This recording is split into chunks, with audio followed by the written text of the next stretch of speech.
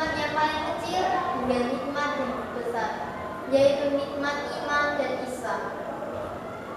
Sholawat serta salam marilah kita curahkan kepada junjungan kita, yaitu Nabi Muhammad SAW.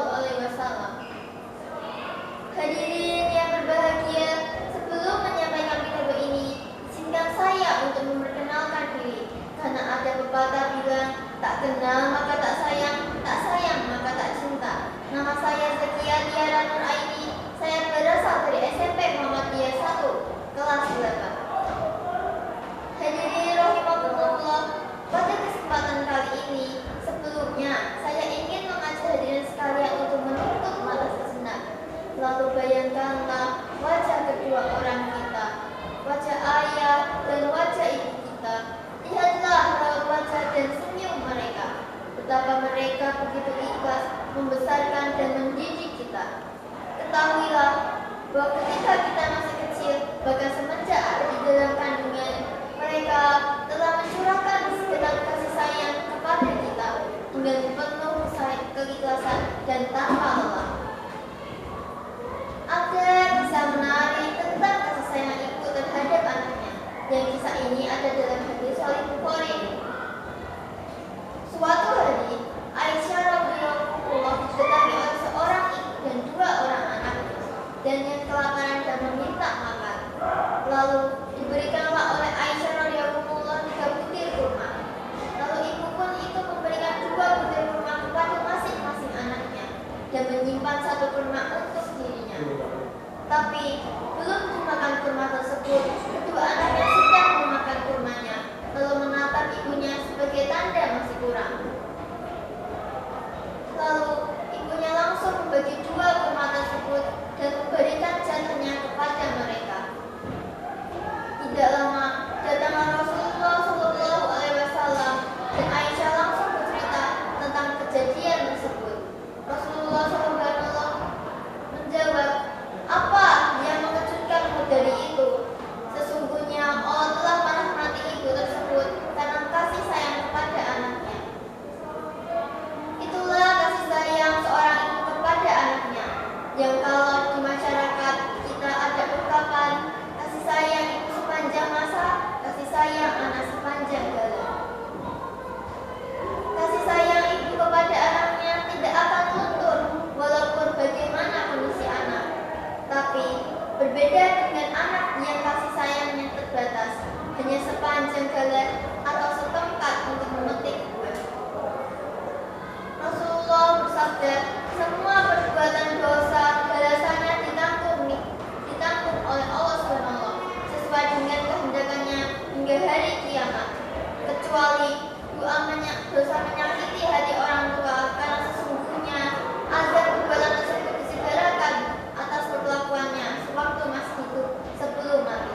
Hadis riwayat Bukhari.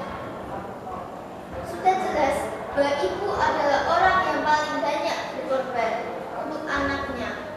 Bagaimana tidak, beliau mengandung kita selama 9 bulan.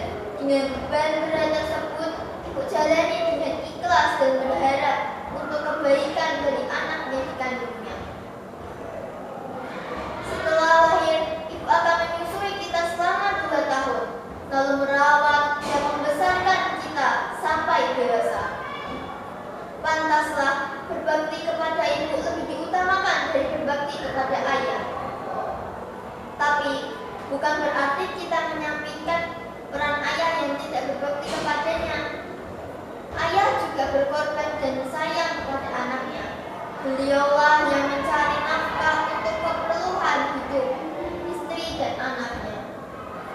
Kalau kita lihat banyak ayah yang rela bekerja panas-panasan di bawah terik matahari, bahkan mempertaruhkan nyawanya kalau bekerja di ketinggian dan bekerja lainnya yang secara akal sulit untuk dilakukan dan berbahaya.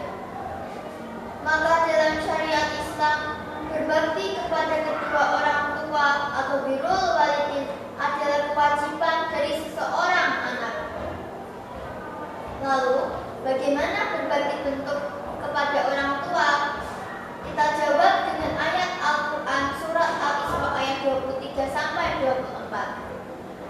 Allah Ta'ala berfirman, yang artinya, dan Rohmu telah memerintahkan agar kamu jangan beribadah melainkan hanya dengannya, dan hendaklah berbuat baik kepada ibu dan bapak.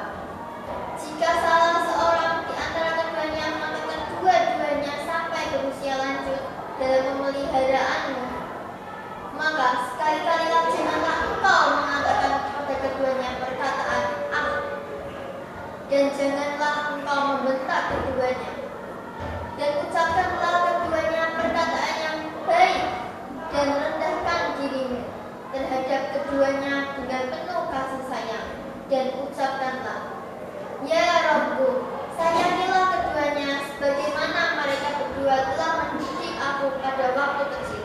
Al-Quran Surat ayat 23-24. Terakhir, hendaklah kita mendoakan mereka dengan doa yang kita sudah hafal, yaitu Allahumma ghfirli wa liwalidayya warhamhuma kama rabbayani shaghira. Demikianlah yang bisa saya sampaikan. Mudah-mudahan ada manfaat bagi kita semua. Jika ada kebenaran, itu semata-mata dari Allah Subhanahu wa Ta'ala, dan jika ada kesalahan, itu semata berasal dari kelemahan saya sebagai manusia. Jika ada sumur di ladang, bolehlah kita menumpang mandi. Jikalau ada umur yang panjang, bolehlah kita berjumpa kembali.